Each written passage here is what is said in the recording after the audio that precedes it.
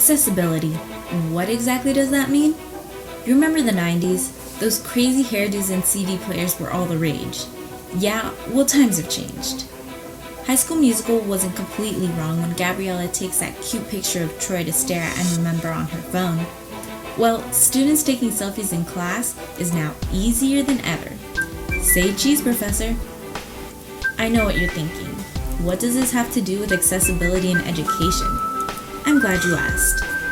For those of you that don't know, accessibility is giving students resources that allow them to have access to technology. So just like Gabriella used her phone to take a picture of Troy, phones and tablets are used in schools to help students. But is technology always helpful for students?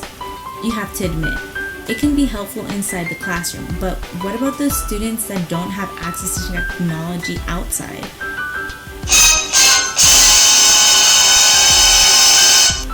I give you the digital divide. The divide is defined as a gap between low-income students that don't have access to technology and wealthy students that have that advantage. Just think about it. There's always going to be those tech-savvy students in the classroom who are freaking geniuses and will grow up to be the next Bill Gates or Steve Jobs and take over the world. Seriously, I wish I was joking. And then of course there's the rest of us who don't even stand a chance in successfully winning the Oregon Trail. Maybe if my people stopped getting killer diseases, I could make it to the end. But not all of us have the privilege of being a blacksmith. But don't worry, you're not the only fish in the sea who is technologically challenged.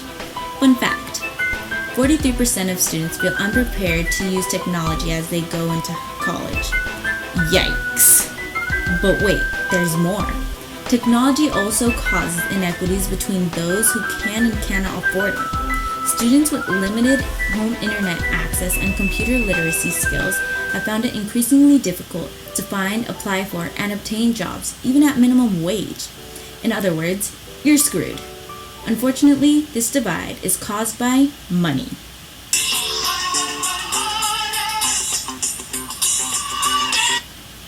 Oh, and did I mention that your neighborhood also plays a role in the development of your technological skills? Yeah, well, if you were screwed before, now you might want to crawl into a hole and stay there forever. Hashtag double screwed. But have no fear, teachers and school districts are here to help. There's still somewhat hope left.